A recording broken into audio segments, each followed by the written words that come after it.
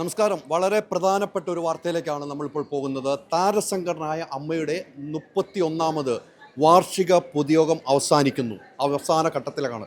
അതിലേറ്റവും പ്രധാനപ്പെട്ട വാർത്തയാണ് ഇപ്പോൾ ഞാൻ പ്രേക്ഷക റൂമിലേക്ക് എത്തുന്നത്. നിലവിലുള്ള താരസംഘടന അഡോപ്റ്റ് കമ്മിറ്റി താൽക്കാലിക കമ്മിറ്റി 3 മാസം തുടരും. അത് മോഹൻലാലിൻ്റെ നേതൃത്വത്തിലുള്ള താരസംഘടന 3 മാസം തുടരാൻ തീരുമാനിച്ചിരിക്കുന്നു. അതിലേറ്റവും പ്രധാനപ്പെട്ട മറ്റൊരു കാര്യം, 3 മാസത്തിന് ശേഷം മറ്റൊരു ഇലക്ഷൻ പ്രഖ്യാപനം നടന്നിരിക്കുന്നു. കാരണം നിലവിലെ സാഹചര്യത്തിൽ ബയലോ പ്രകാരം ഇനി 3 മാസം കൂടെ തുടരണമെന്ന് ഇന്ന് ചേർന്ന ജനറൽ ബോഡിയിൽ ഒരു തീരുമാനമെടുത്തിരിക്കുന്നു. ജനറൽ ബോഡിയിൽ ഇന്ന് തന്നെ ഇലക്ഷനുള്ള ഘട്ടത്തിലേക്ക് പോയി. എന്നാൽ അങ്ങനെയല്ല അതിൻ്റെ നിയമം എന്നുള്ള ഉറപ്പിച്ചുകൊണ്ട് ജനറൽ ബോഡി ഒന്നടങ്കം തീരുമാനിച്ചിരിക്കുന്നു. 3 മാസം മോഹൻലാലിൻ്റെ നേതൃത്വത്തിലുള്ള അഡോക് കമ്മിറ്റി തുടരും.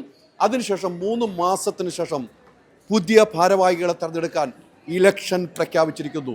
അത് എല്ലാവരും അറിയേണ്ട ഒരു വാർത്തയാണ്. കഴിഞ്ഞ കുറേ നാളുകളായി താരസംഘടനയുടെ അഡോക് കമ്മിറ്റിയുടെ പ്രവർത്തനം മുന്നോട്ട് പോവുകയായിരുന്നു. അതുമായി ബന്ധപ്പെട്ട് വിമർശനങ്ങളുണ്ടായിരുന്നു. അതെല്ലാം അതിജീവിച്ച് താരസംഘടന മുന്നോട്ട് പോകുന്ന സാഹചര്യമായിരുന്നു. ആ സാഹചര്യത്തിലാണ് ഇപ്പോൾ ഏറ്റവും പ്രധാനപ്പെട്ട വാർത്ത പ്രേക്ഷക റൂമിലേക്ക് എത്തിക്കുന്നത്.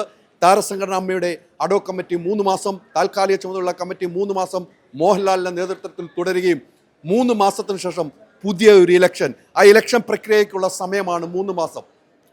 അടുത്ത് തന്നെ അഡോക് കമ്മിറ്റി ചേർന്നിട്ട്, നിലവിലെ താൽക്കാലിക കമ്മിറ്റി ചേർന്നിട്ട് ഡേറ്റ് തീരുമാനിക്കാനാണ് ഇന്ന് ചേർന്ന യോഗം തീരുമാനിച്ചിരുന്നത്. അത് മോഹൻലാൽ കൃത്യമായി പറഞ്ഞു. ഇനി 3 മാസത്തെ ചുമതല മാത്രമാണ് ഈ കമ്മിറ്റിക്കുള്ളത്. അതിനുശേഷം എത്രയും പെട്ടെന്ന് എക്സിക്യൂട്ടീവ് യോഗം ചേർന്നുകൊണ്ട് തന്നെ ഒരു ഡേറ്റ് തീരുമാനിക്കും.